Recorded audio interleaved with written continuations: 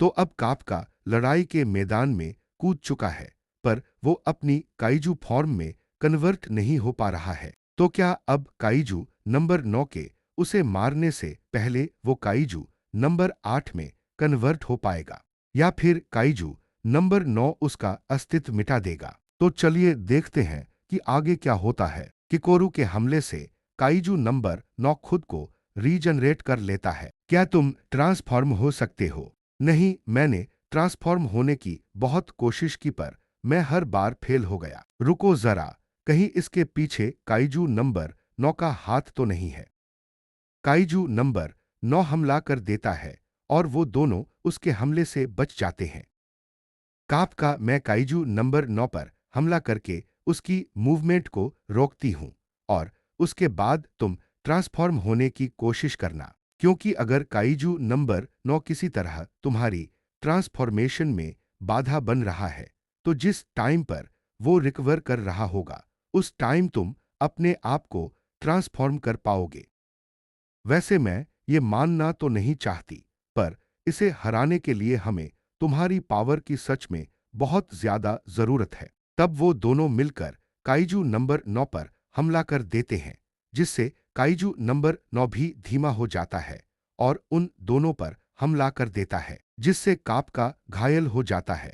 पर फिर भी काइजू नंबर 9 के हमले को रोक लिया होता है। फिर काइजू नंबर 9 साइड से आकर किकोरू पर हमला करने में कामयाब हो जाता है, जिससे लगता है कि किकोरू शायद हार चुकी है। पर तभी किकोरू आकर उसके अंदर से निकल रहे हथियारों के टुकड़े टुकड़े कर देती है। मैं किसी और को नहीं खो सकती, तो इस बार मैं अपने आसपास वालों को जरूर बचाकर रहूंगी। तब हम किकोरू का पास्ट देखते हैं, जहां टीवी में किकोरू की मां की विक्ट्री दिखाई जा रही होती है कि कैसे उन्होंने अपने वेपन से काइजू को हराया है। सारे बच्चे उनकी मां की तारीफ करते हैं और उन्हें सबसे स्ट्रांग कहते हैं। इससे किकोरू बहुत खुश हो जाती है। लड़ाई के बाद किकोरू की मां वापस आती है, जिसे देख किकोरू बहुत ज्यादा खुश होती है और बताती है कि सारे बच्चे उनकी तारीफ कर रहे थे। किकोरू पूछती है, मॉम, क्या आपको चोट लगी है? आज का काइजू थोड़ा ज्यादा स्ट्रांग था, पर तुम चिंता मत करो, सब कुछ ठीक है। किकोरू कहती है, मॉम, मैं वादा करती हूं। वे दोनों खुशी खुशी वक्त बिताते हैं, पर काइजू नंबर 6 के हमले के चलते किकोरू की मां ने लोगों को बचाते हुए अपनी जान गंवा दी होती है। लोग उन्हें रिस्पेक्ट दे रहे होते हैं, पर किकोरू को खुद पर गुस्सा आ रहा होता है, क्योंकि वह मां से किया हुआ वादा नहीं निभा पाई होती।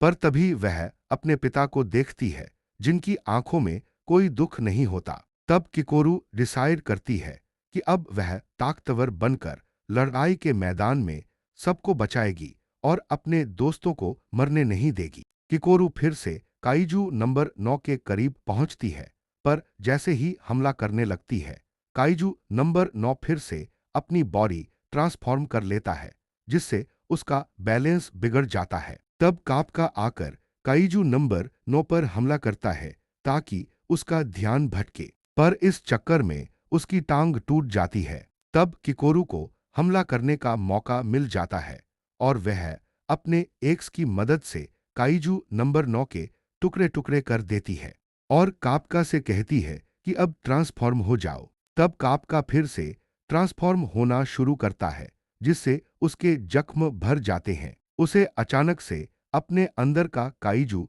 महसूस होता है, जिसने पहले किकोरू और बाकी साथियों को मार दिया था।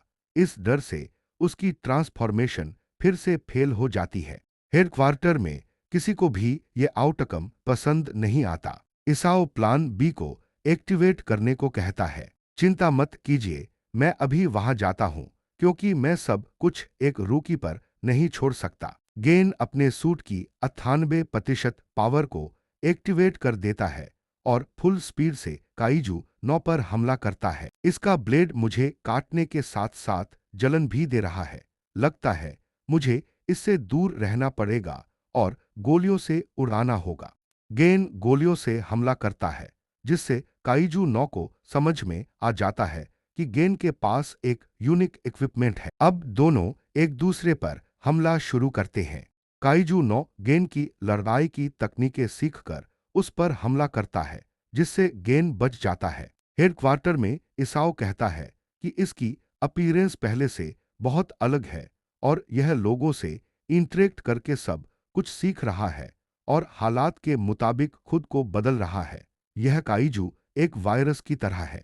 तब हमें पता चलता है कि गेन के पास दूसरा यूनिक आइटम उसका रेटिना है, जो काइजू नंबर 1 के रेटिना से बना है, जिसके पास फ्यूचर साइट की क्षमता थी। वो ब्रेन से निकलने वाले सिग्नल्स को डिटेक्ट करके अगले मूव का अंदाजा लगा सकता है और अब गेन भी यही कर रहा है। गेन अपनी आंखों की मदद से काइजू नंबर 9 का कोर ढूंढ लेता है और एक ही हमले में उसके टुकड़े टुकड़े कर देता है, जिसे देख सभी लोग खुश हो जाते हैं। पर काइजू नंबर 9 खुद को फिर से ठीक कर लेता है और किकोरू और कापका पर हमला कर देता है, जिससे कापका बहुत ज्यादा जख्मी हो जाता है। किकोरू लड़ रही होती है और कापका को एहसास होता है कि चाहे वो काइजू में कन्वर्ट क्यों ना हो जाए, पर वो किकोरू को कभी नहीं मार पाएगा, क्योंकि वो बहुत स्ट्रांग है।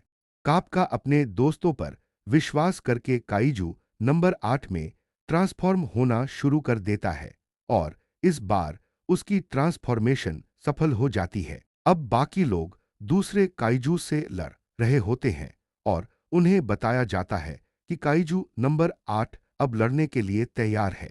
इसलिए डायरेक्टर इसाओ ऑपरेशन के दूसरे फेज को स्टार्ट करने को कहते हैं। काइजू नंबर 9 को काइजू नंबर 8 की मौजूदगी का एहसास हो जाता है और वह अपनी पावर से अपने साथियों को फिर से जिंदा कर देता है और खुद को भी ट्रांसफॉर्म कर लेता है। मुझे यकीन नहीं हो रहा कि इसके पास अभी भी इतनी ताकत बची है। किकोरू, मेरी मदद करने के लिए थैंक यू। वैसे तो मुझे अभी भी खुद पर विश्वास नहीं है, पर मुझे तुम लोगों पर पूरा विश्वास है। क्या तुम पीछे वाली आंच को संभाल सकती हो? ठीक है, मैं उन्हें संभाल लूंगी, पर तुम्हें काइजू नंबर 9 को हराना ही पड़ेगा, नहीं तो उससे पहले मैं तुम्हें मार दूंगी। तब कापका काइजू नंबर 9 की तरफ बढ़ने लगता है। मैं तुम्हारा शुक्रिया अदा करना चाहता हूं, काइजू नंबर 8, क्योंकि उस दिन तुमसे लड़कर मुझे एहसास हुआ कि मैं कितना ताकतवर हूं और अब मैं तुम्हें मार सकता हूं। तब काइजू नंबर 9 कापका को पकड़ लेता है और हमला करता है, पर कापका बहुत होशियारी से उसकी आंट का कोर निकाल लेता है। रुको जरा, ये तो आंट का कोर है। कोई बात नहीं, मुझे पूरा यकीन है कि तुम्हारा कोर भी इसी आंट के अंदर है। तब काइजू नंबर 9 कापका पर हमला कर देता है। डायरेक्टर इसाओ से लड़ाई के बाद मुझे